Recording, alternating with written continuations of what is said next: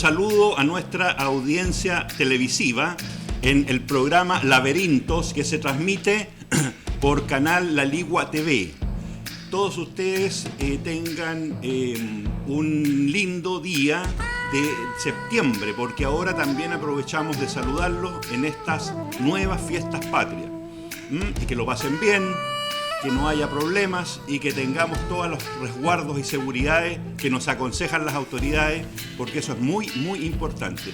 Hoy día nos vamos a introducir en un tema muy importante para los lectores, para quienes leemos poesía, y se trata de un ciclo que con Eric Huica queremos dar a conocer sobre poesía. Ya la semana pasada lo hicimos con narradores.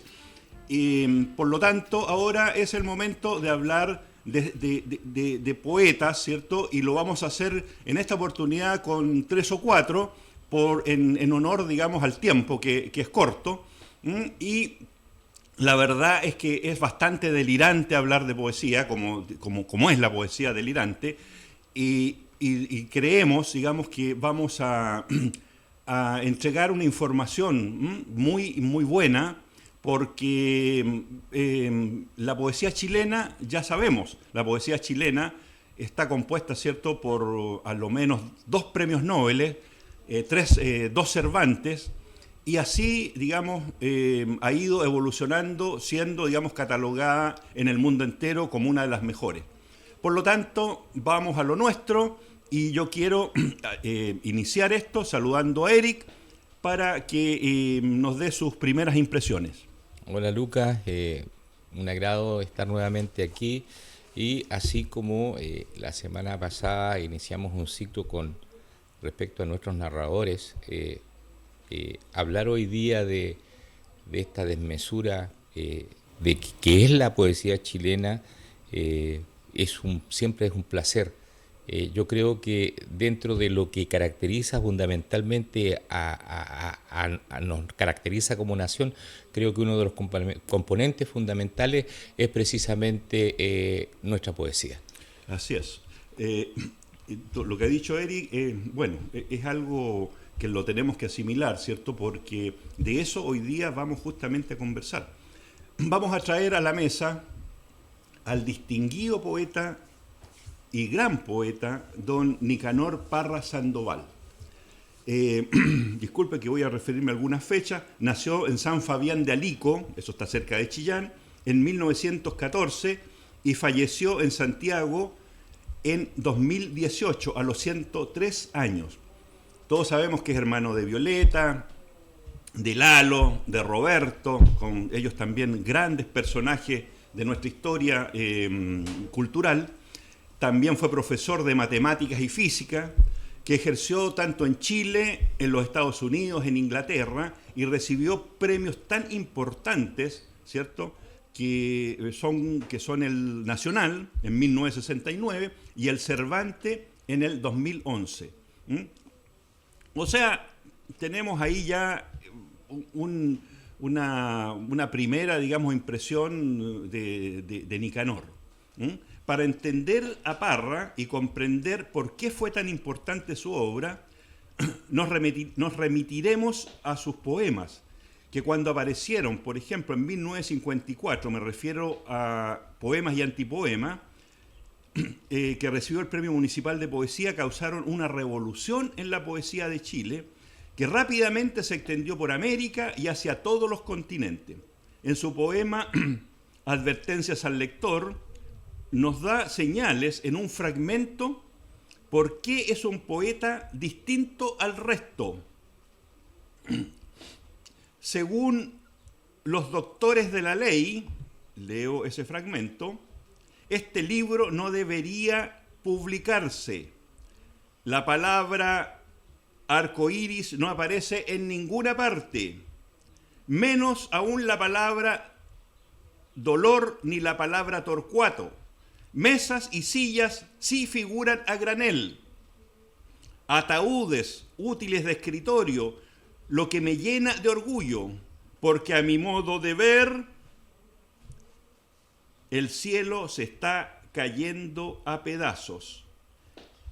En su libro Versos de Salón de 1962 nos dice: durante medio siglo la poesía fue el paraíso del tonto solemne, hasta que vine yo y me instalé en mi montaña rusa. Eric, esta es una pequeña introducción. ¿Qué te dice todo esto que dice que nos da a entender Nicanor? ¿A qué se refiere todo esto? Esto sirve para situarnos dentro de lo que es la poesía chilena y la poesía hispanoamericana. En el año 1972, a propósito de la poesía hispanoamericana, Octavio Paz introduce ciertas ideas que van a hacer mucho sentido a los estudiosos de la poesía y que van a dar lugar a algo que se ha mantenido hasta el día de hoy, al referirse tanto a la tradición como a la ruptura. Y respecto a la poesía latinoamericana, ¿qué significaba esta tradición? Esta tradición significaba que los poetas de una generación a otra, estamos hablando única y exclusivamente de la poesía, trasladaban ciertas ideas, ciertos conceptos, ciertas formas de hacer poesía. A principios del siglo XX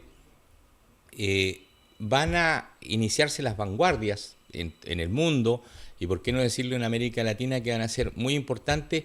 Estas vanguardias que son una ruptura de la tradición, porque significa que de una generación a otra ya no va a haber un traslado de las ideas, de los conceptos, de las formas, sino que se va a producir una ruptura y en definitiva se van a emprender nuevos caminos. La inaugura un chileno en 1918 con poemas árticos y ecuatorial. Vicente Huidobro va a inaugurar las vanguardias. El mismo año lo va a hacer César Vallejo con Trilce, y en definitiva la poesía hispanoamericana va a transitar por todas las vanguardias conocidas en el mundo, en el mundo, sobre todo en Francia, en Inglaterra. Va a circular por el dadaísmo, por el surrealismo, por el cubismo, por el realismo social. Y las vanguardias, aquellas vanguardias que se suponían agotadas en América Latina y en el mundo, van a tener un resurgimiento en el año 1954.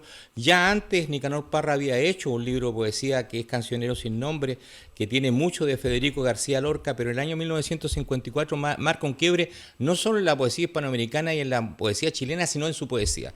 Con el surgimiento de poemas y antipoemas, va a surgir una nueva forma de hacer poemas, van a surgir nuevas ideas, nuevos conceptos.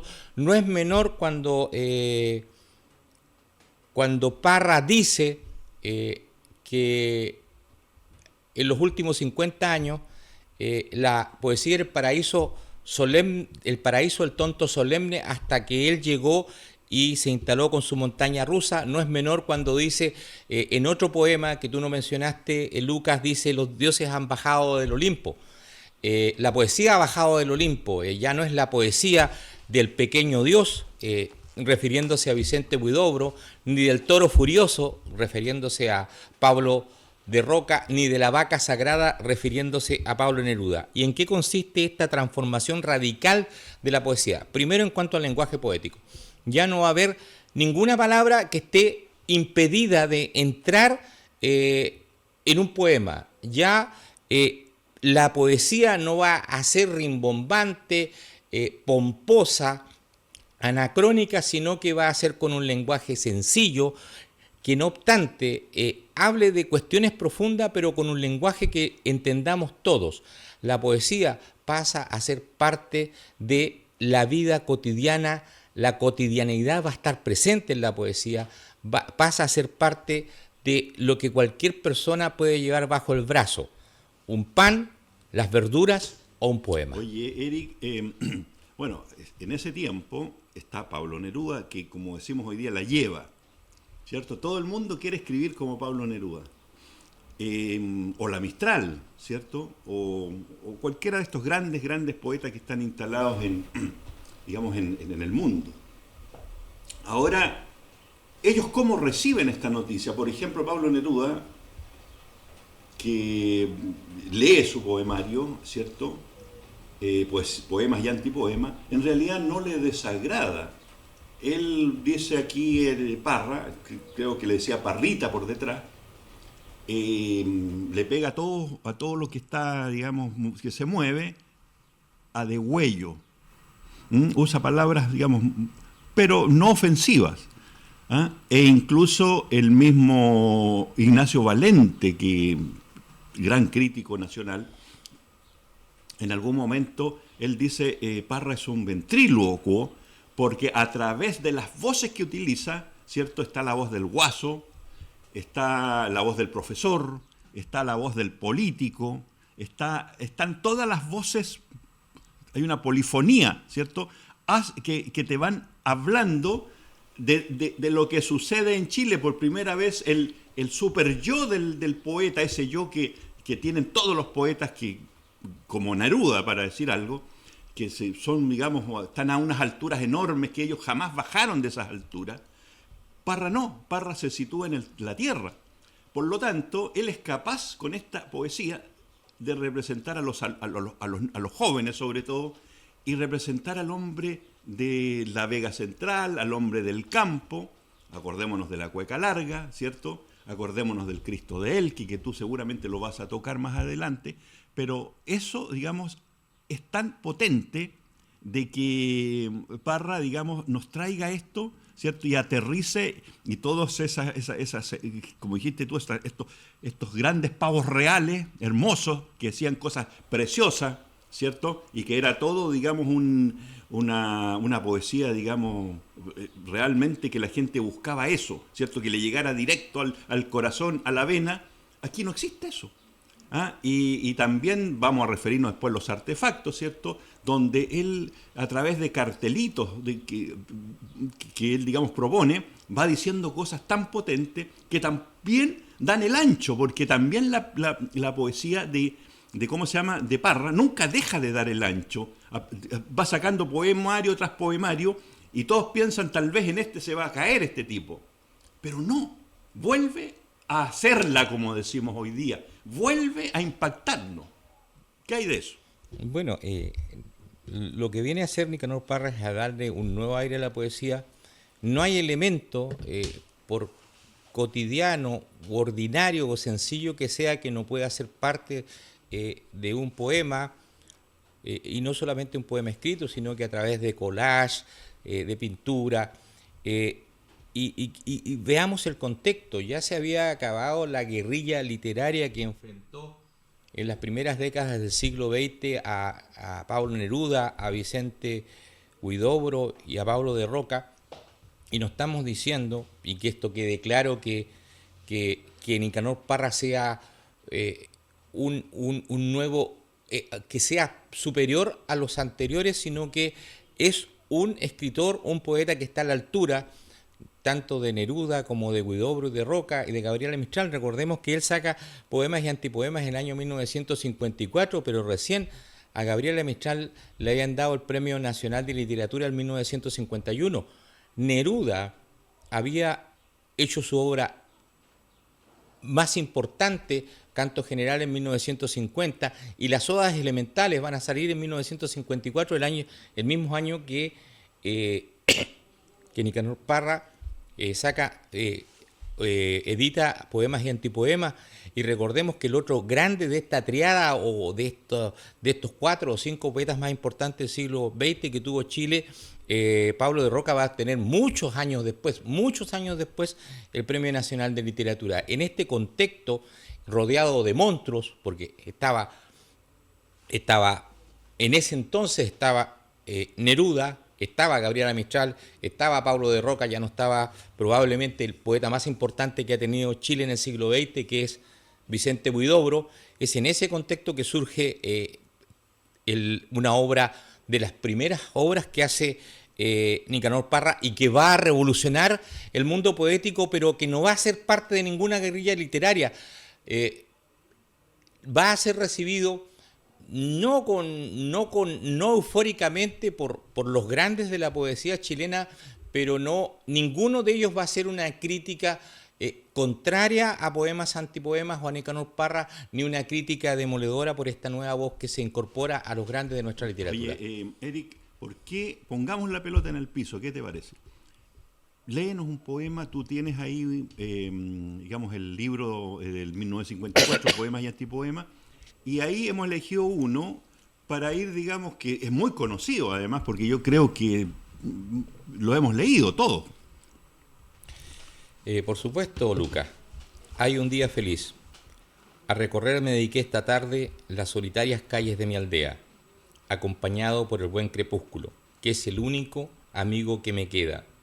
Todo está como entonces, el otoño y su difusa lámpara de niebla, solo que el tiempo lo ha invadido todo con su pálido manto de tristeza. Nunca pensé, creédmelo, un instante volver a ver esta querida tierra, pero ahora que he vuelto no comprendo cómo pude alejarme de su puerta. Nada ha cambiado, ni sus casas blancas, ni sus viejos portones de madera.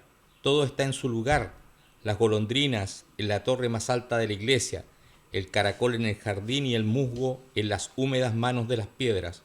No se puede dudar, este es el reino del cielo azul y de las hojas secas, en donde todo y cada cosa tiene su singular y plácida leyenda. Hasta en la propia sombra reconozco la mirada celeste de mi abuela. Estos fueron los hechos memorables que presenció mi juventud primera, el correo en la esquina de la plaza y la humedad en las murallas viejas. Buena cosa, Dios mío, nunca sabe uno apreciar la dicha verdadera. Cuando la imaginamos más lejana es justamente cuando está más cerca. Ay de mí, algo me dice que la vida no es más que una quimera, una ilusión, un sueño sin orillas, una pequeña nube pasajera. Vamos por partes. No sé bien qué digo. La emoción se me sube a la cabeza. Como ya era la hora del silencio, cuando emprendí mi singular empresa, una tras otra, en oleaje mudo, al establo volví a las ovejas. Las saludé personalmente a todas, y cuando estuve frente a la arboleda, que alimenta el oído del viajero con su inefable música secreta, recordé el mar y enumeré las hojas en homenaje a mis hermanas muertas. Perfectamente bien. Seguí mi viaje como quien de la vida nada espera. Pasé frente a la rueda del molino, me detuve delante de una tienda. El olor del café siempre es el mismo, siempre la misma luna en mi cabeza. Entre el río de entonces y el de ahora no distingo ninguna diferencia. Lo reconozco bien. Este es el árbol que mi padre plantó frente a la puerta.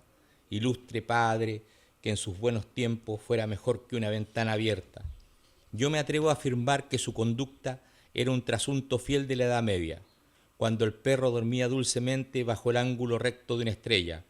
A estas alturas siento que me envuelve el delicado olor de las violetas que mi amorosa madre cultivaba para curar la tos y la tristeza. ¿Cuánto tiempo ha pasado desde entonces? No podría decirlo con certeza. Todo está igual, seguramente. El vino y el ruiseñor encima de la mesa. Mis hermanos menores a esta hora deben venir de vuelta de la escuela, solo que el tiempo lo ha borrado todo como una blanca tempestad de arena. Extraordinario. Oye, Eric, bueno, este es un poema que tiene hasta rima, pero en sí el poema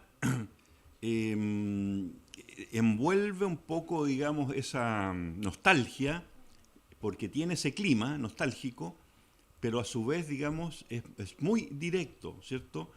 Y también tiene el de las 500 horas semanales, ¿cierto?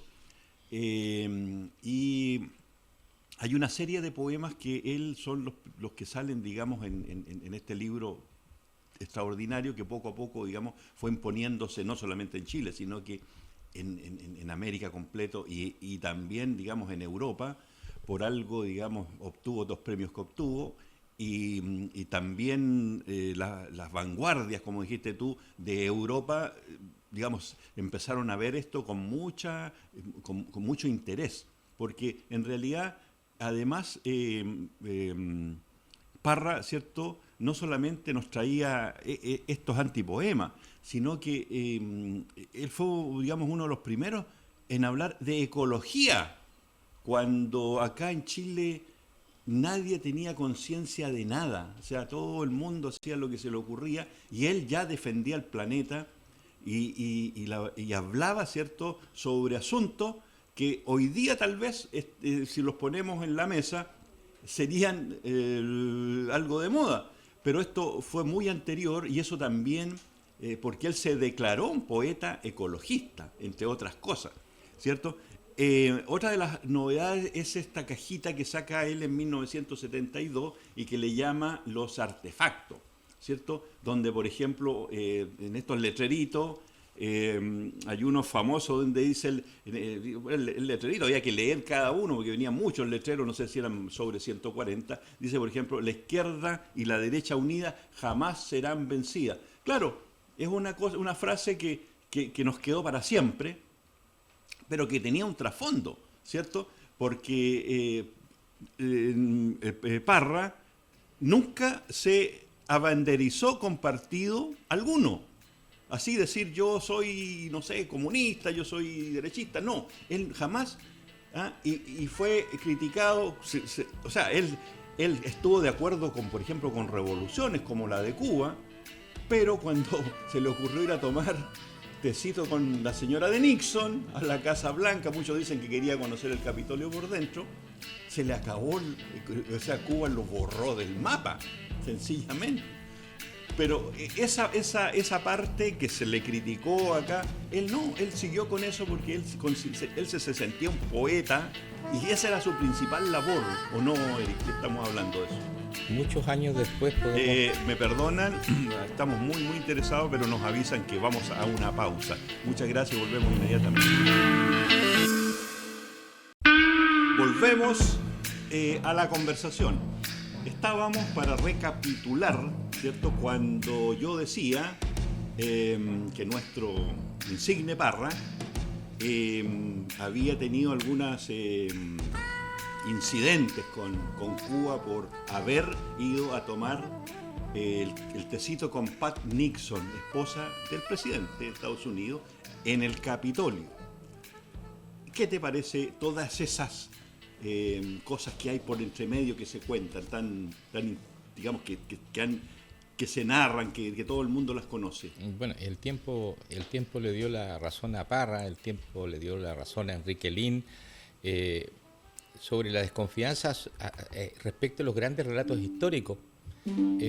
Recordemos que Parra acepta una invitación de Pen Club norteamericano, se reúne con esta organización de escritores y posteriormente, a propósito de esto, es invitado a tomar una taza de café en la Casa Blanca. Va a la Casa Blanca y cuando vuelve a América Latina, el escándalo era mayúsculo porque poco menos que era un aliado del imperio o un agente de la CIA. Lo que hace Nicanor Parra, fiel a su carácter, fiel a su condición de antipoeta, es sentarse en un banco, parecido a un banco de la plaza en la Universidad de Chile, con un cartel en donde pone exijo una explicación, la misma frase de Condorito. Posteriormente, y tenemos que conocer a este Parra, posteriormente, después del golpe militar, también va a ser uno de las piezas fundamentales en contra de la dictadura, en contra de cualquier tipo de dictadura, y en definitiva, como leí hace un tiempo atrás al filósofo francés Jacques Rancière, cuando hablaba que estos grandes relatos del siglo XX, recordemos que cuando hablamos de grandes relatos del siglo XX nos estamos refiriendo al comunismo, al fascismo, al nazismo, a lo único que habían conducido era al terror totalitario. Y con respecto a nuestros poetas, los que tuvieron una actitud francamente decidida de no casarse con ninguna fórmula política, con ninguna fórmula de extrema, ni de derecha, ni de izquierda en América Latina, fueron precisamente los dos poetas que van a cerrar el siglo XX, que son Nicanor Parra y Enrique Lihn. Oye, Eric, en beneficio del tiempo, vamos a intentar, digamos, cerrar esto porque vamos a referirnos también a otro gran poeta, a Enrique Lihn, pero terminemos con una poesía que yo creo que también retrata esa otra parte de Parra, ¿cierto? La parte del amor. que es un, digamos que es una poesía muy corta, pero muy bonita, digamos, de escuchar. ¿Qué te parece si nos lees eso? Cartas a una desconocida. Cuando pasen los años, cuando pasen los años y el aire haya cavado un foso entre tu alma y la mía, cuando pasen los años y yo solo sea un hombre que amó, un ser que se detuvo un instante frente a tus labios, un pobre hombre cansado de andar por los jardines, ¿dónde estarás tú? ¿Dónde estarás, oh, hija de mis besos? Ya, gracias, Eric. Bueno, esta es una pincelada. No podemos hacer otra cosa que dar esta pincelada. Es un programa obviamente corto. Podríamos hacer un ciclo, ¿cierto?, con Parra y nos llevaríamos 2 o 3 programas. Y con cada uno de nuestros grandes debates, ¿cierto? Pero es bueno que también la gente vaya conociendo aspectos, si se sabe del nombre, algunas poesías, pero hay aspectos también por qué se instalan en estas alturas de la poética nacional gente como Parra, que como dijimos al principio, le faltó solamente el premio Nobel y que debe haber estado muy cerca de obtenerlo. A mí no me cabe duda de eso, porque fue postulado por universidades, fue postulado por gente, digamos, y la verdad las cosas es que tenía los méritos sobrados para haber sido premio Nobel, digamos, en, ¿cómo se llama? El tercero de Chile. Indudablemente, y perdona que te interrumpa, Lucas, pero indudablemente la segunda mitad del siglo XX en América Latina hubo 2 grandes poetas y que lamentablemente ninguno de ellos obtuvo el Premio Nobel de Literatura, que son el chileno Nicanor Parra y el nicaragüense Ernesto Cardenal. Ellos son los poetas más importantes que tuvimos en la segunda mitad del siglo XX, y es más, Parra debe ser el poeta, en un momento determinado, Parra era el poeta vivo más importante. Imagínate a las alturas que puede llegar un chileno que venía de un pueblo que se llama San Fabián de Alico, que está en la 8ª región. Entonces, es a ese Parra al que nos referimos, ese Parra que dentro de una de las decisiones más injustas que tenemos que señalar de la Academia Sueca es que un poeta de la talla de Parra no haya obtenido el Premio Nobel de Literatura. Bueno, gracias, Eric. Siempre digo yo lo mismo, sentarse al lado de Eric Huica, y lo digo, digamos, con la más abierta honestidad, es sentarse en las, digamos, hablemos de las cosas literarias, con un portento, ¿cierto? Con alguien que conoce muy bien cada uno de nuestros escritores, tanto nacionales y también los universales. Por lo tanto, el aporte que nos hace Eric hoy día, ¿cierto?, a la cultura, tanto local como nacional, yo creo que eso hay que también tenerlo en cuenta. Y ahora vamos a tener un poco de tiempo también para Enrique Lin. Enrique Lin, que nace en Santiago en 1929, ¿cierto? Y muere en Santiago también en 1988. Fue un poeta, crítico, narrador, dramaturgo, profesor y dibujante. Incursionó en la poesía, en el teatro, en la novela y también en ensayos.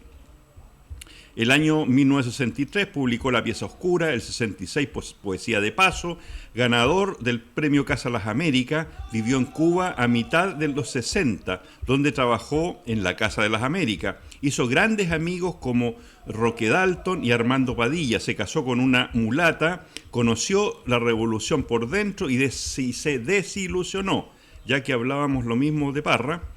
En 1969 escribió Escrito en Cuba y la musiquilla de las tristes esferas. Ahora, de nuestro tan leído y estimado Enrique Lin, ¿por dónde quieres empezar tú, Eric? ¿Qué proponemos a la mesa? Porque él ya es un poeta distinto, es un poeta diferente, es un poeta que es definido de varias formas, pero también es un poeta que nos trae una poesía que es distinta a las demás, ¿cierto? El verso largo, ¿cierto? Poesías bastante complejas de repente, pero sí que él las hace a través de la vida que él vivió, porque casi toda esta poesía, por ejemplo, la pieza oscura, el, el hablante, ¿cierto? Que es el mismo, que es un niño joven, ¿cierto? Que tiene esas primeras experiencias con su prima, ¿cierto? Y esa parte, digamos, que se vive el ser humano, digamos, de la parte más, más íntima, más sexual de cada uno, ahí se retrata de una forma tan fina, tan extraordinaria, cuando él habla de esa rueda que va dando vuelta y esas emanaciones sanguinolentas que van sucediendo dentro, digamos, del ciclo humano, ¿cierto? Tanto de mujeres como hombres. La verdad las cosas que eso es absolutamente sorprendente. Es una gran poesía y de ahí en adelante, o sea, tenemos después lo escrito en Cuba, que es una tremenda poesía. Bueno, y vamos a leer, yo me voy a dar el gusto acá de leer porque escribí, pero eso lo voy a hacer un poco más adelante, que retrata tanto, que sirve tanto para poetas como para narradores, como para todos los que escriben, ¿cierto? Y que tenemos y que creemos tener en algún momento el mundo en nuestras manos. ¿Cómo empezamos esto, Eric? Empezamos diciendo que Enrique Lihn se inscribe dentro de la antipoesía, pero se quedó con la parte más oscura, más trágica. Nicanor Parra se quedó con la parte más festiva, donde puede usar el humor. Cuando Enrique Lihn utiliza el humor macabro. Y me quedo a propósito de Enrique Lihn con algo que escribí hace mucho tiempo, algo que leí hace mucho tiempo de José Emilio Pacheco, el gran escritor mexicano, que dice que Enrique Lihn instala o clausura la desconfianza en la poesía hispanoamericana y señala: si ya no se escribe poesía para cambiar el mundo, la poesía no es un objeto de consumo, está fuera de la historia, pero también está fuera del mercado, pero sin embargo es necesario seguir escribiendo. Ya el poeta no es el pequeño Dios, ya el poeta no es el bardo que va a perseguir la justicia social, el poeta ya no es ni Neruda, el mago, ni Huidobro, el pequeño Dios. El poeta es un hablante lírico que viene al mundo a decir algo, aun cuando no quiera decirlo y aun cuando a nadie le importe y aun que no sirva para nada. Y esto es indisoluble de la vida de Enrique Lihn. Enrique Lihn esta faceta de marginal es mucho más acentuada que Parra. Parra es un profesor, hace clases en la Facultad de Ciencias Físicas de la Universidad de Chile, ha estudiado posgrados en el extranjero y sin embargo Enrique Lihn estudia artes, carrera que abandona y empieza una vida que es de un poeta marginado, además bastante extremo en sus apreciaciones y radical en cuanto a sus afinidades y aquellas que no son sus afinidades. El año 1963 va a escribir un libro fundamental dentro de su poética, que es la pieza oscura, que se refiere al despertar a la sexualidad de unos adolescentes y todo lo que ello conlleva. Pero el año 1966, a propósito de que escribe poesía de paso y gana el premio Casa de las Américas, que son muy pocos escritores chilenos los que han ganado el premio Casa de las Américas. No estoy seguro si él fue el primero, pero sí es uno de los más importantes que lo ha ganado. Se instala durante 3 años en Cuba, en pleno proceso revolucionario, y es más, en pleno fervor revolucionario, en donde todos los escritores del boom latinoamericano, Cortázar, García Márquez, Carlos Fuentes, Vargas Llosa, José Donoso, adscriben a la revolución cubana y admiran este proceso que se está gestando, que se está llevando a cabo en la isla.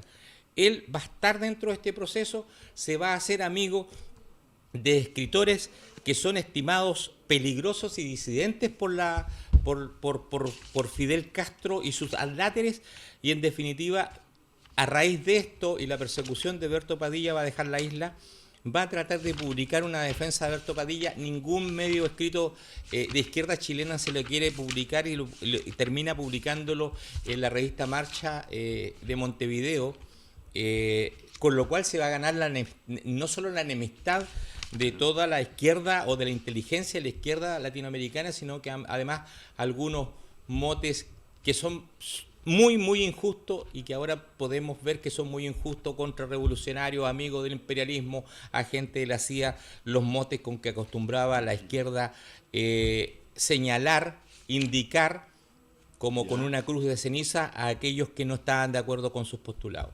Qué bueno. Eso. Oye, Eric, no, sí, bueno, realmente es impresionante, ¿cómo se llama? Además que hay una cosa que no sé si tú te referiste, es el lenguaje de ¿cómo se llama?, de Enrique Lihn, un lenguaje que hace, digamos, que su poesía brille, que su poesía, digamos, sobresalga, ¿cierto? Porque yo quiero leer, si me permites, Eric, y si me permite nuestra audiencia, una de las poesías, pues yo descubrí, porque también vamos a hablar cómo descubrimos estos poetas. Yo descubro a Enrique Lihn comprando un libro, obviamente, en un terminal de buses en Santiago, porque quería venirme leyendo algo, ¿cómo se llama?, para no aburrirme, y estoy, digamos, ahí alguien vendía libros así sueltos, y como dice uno, como que me tincó, porque en ese momento yo leía poesía, ¿cierto? Hablemos de muchos años atrás. No me interesaba tanto ¿cómo se llama?, la poesía, o sea, la narrativa como la poesía, que sí la leía mucho. Entonces, había escuchado a Enrique Lihn, pero no lo había leído, ¿ah? Y la verdad es que este mismo libro que tengo acá, que ya no tiene ni tapa, que lo tengo, digamos, de cabecera siempre, y recurro a él constantemente porque no pasa de moda. Lihn o sea, ha envejecido absolutamente bien, ¿cierto? Ya no leo a Neruda, ya no leo tanto a la Mistral, que es mi coterránea, ¿cierto? Como leo, sí, a Lihn, ¿te das cuenta? Porque me hace sentido, no está, digamos, no ha perdido vigencia. Todo en Lihn, digamos, es algo que se va renovando. Por eso que esta poesía me hace tanto sentido, ¿cierto? Dice, ¿por qué escribí? Ahora que quizás en un año de calma piense, la poesía me sirvió para esto, no pude ser feliz, ello me fue negado, pero escribí. Escribí, fui la víctima de la mendicidad y el orgullo mezclados, y ajusticié también a unos pocos lectores. Tendí la mano en puertas que nunca he visto. Una muchacha cayó en otro mundo a mis pies, pero escribí. Tuve esta rara certeza, la ilusión de tener el mundo entre las manos. ¡Qué ilusión más perfecta! Como un Cristo barroco con toda su crueldad innecesaria. Escribí. Mi escritura fue como la maleza de flores ácimas, pero flores en fin. El pan de cada día de las tierras seriazas, una caparazón de espinas y raíces. De la vida tomé todas estas palabras, como un niño oropel guijarro junto al río, las cosas de una magia perfectamente inútiles, pero que siempre vuelven a renovar su encanto.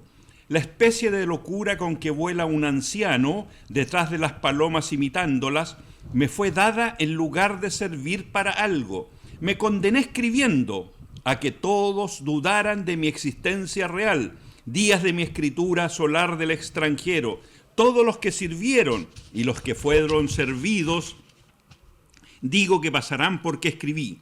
Y hacerlo significa trabajar con la muerte, codo a codo robarle unos cuantos secretos. En su origen el río es una veta de agua. Allí, por momentos, siquiera en esa altura, luego al final un mar que nadie ve, de los que están braceándose la vida, Porque escribí fue un odio vergonzante, pero el mar forma parte de mi escritura misma, línea de la rompiente en que un verso se espuma. Yo puedo reiterar la poesía. Estuve enfermo sin lugar a dudas, y no solo de insomnio, también de ideas fijas, y me hicieron leer, no con obscenas atención a unos cuantos psicólogos, pero escribí y el crimen fue menor.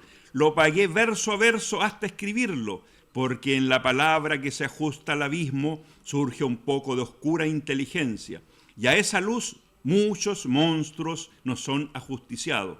Porque escribí, no estuve en la casa del verdugo, ni me dejé llevar por el amor a Dios, ni acepté que todos los hombres fueran dioses, ni me hice desear como escribiente. Ni la pobreza me pareció atroz, ni el poder una cosa deseable, ni me lavé ni me ensucié las manos, ni fueron vírgenes mis mejores amigas. Ni tuve un amigo, ni tuve como amigo un fariseo, ni a pesar de la cólera quise desbaratar a mi enemigo. Pero escribí, y me muero por mi cuenta, porque escribí, estoy vivo. A propósito de esto, Eric, este poeta falleció de un cáncer. Y él póstumamente, digamos, también se publicó un libro sobre sus poemas de muerte, que él como enfrenta, digamos, la muerte es una forma excepcional, ¿cierto? Con hidalguía y tiene esa contundencia de hablarnos de ese proceso tan terrible que todos algún día lo vamos a enfrentar. Bueno, hablando de estos tiempos tan revueltos, tan convulsos, en donde parece que todo puede ser comprado y todo puede ser vendido, en donde el soborno, el cohecho es parte diaria de nuestra vida, aquí tenemos el ejemplo de un hombre insobornable. A propósito de lo que estaba hablando, de lo que había pasado con la izquierda, ahora vamos con la derecha. Para el 11 de septiembre del 73, Enrique Lihn no es uno de los escritores que es enviado al exilio, única y exclusivamente por lo que había escrito a propósito del caso de Berto Padilla.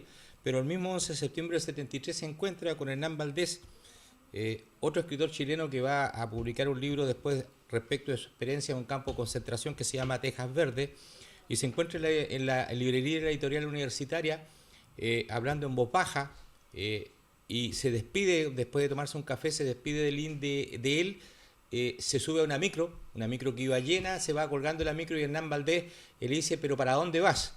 Enrique Lihn le dice, me voy al infierno. Y lo que queremos decir con esto, con respecto a Enrique Lihn, ¿qué hace Enrique Lihn? Durante toda la dictadura militar, con un lenguaje elusivo, elíptico, va a oponerse a esta dictadura, va a crear un personaje que se llama Gerardo Pompier, que es un personaje carnavalesco, pomposo y anacrónico, y que con esta máscara que va a usar es para manifestar el lenguaje vacío de la dictadura militar. El año 88 va a morir víctima de un cáncer atroz. En esos últimos tiempos, cuando ya sabe que va a morir, escribe el Diario de Muerte, que publica después de su muerte, editorial universitaria, y que es impresionante no solo por la profundidad de su poesía, sino por... no vamos a hablar de entereza, a él no le interesaba que lo consideraran un héroe, un superhéroe, un superhombre, sino simplemente un hombre que, como dijo en Porque escribí, vivió a su aire, nunca vendió su arte a nadie y fue insobornable en defender lo que él creía que debía ser la poesía, aunque como llegó a convencerse, tampoco la poesía servía para mucho, pero era lo que él hacía. Muy bien. Eric, bueno, se nos ha cumplido el tiempo. No hablamos nada de Gonzalo Rojas, lo vamos a dejar para la próxima semana seguramente, pero vamos a seguir con ese ciclo. Yo me despido, ¿cierto?, agradeciéndole a nuestra audiencia televisiva y esperamos, ¿cierto?, de que esto que hemos llamado ciclo de poetas ahora chilenos lo asimilen, ojalá se interesen por esta poesía que acá en la Ligua, como no tenemos librería, que va a ser un tema en algún momento también, para que veamos y también visibilicemos que cuesta de pronto, digamos, encontrar lo que uno quiere, pero está la biblioteca, siempre se echa mano uno a la biblioteca municipal, donde sí están, hay algunos libros, digamos, de esto. Eso es lo que quiero decir. Eric, ¿alguna palabra final? Solamente agradecer la audiencia y obviamente muy contento de que podamos tocar estos temas que son tan importantes para la cultura, no solo de nuestra comuna, de nuestra provincia, de nuestra región, sino que son parte importante y esencial de nuestro ser chileno, la poesía. Gracias, Eric. Y le deseamos, o le reiteramos más bien, unas felices fiestas patrias a la gente que nos ve, y que sea todo, salga bien, ¿cierto? Y les vaya absolutamente de lo mejor en estos días que son bastantes, son 6 por lo menos, y nos encontraremos luego también vamos a seguir con esta misma línea, ¿cierto? Y vamos a traer otros poetas tan interesantes como los. Muy amables, muchas gracias. Será hasta la próxima.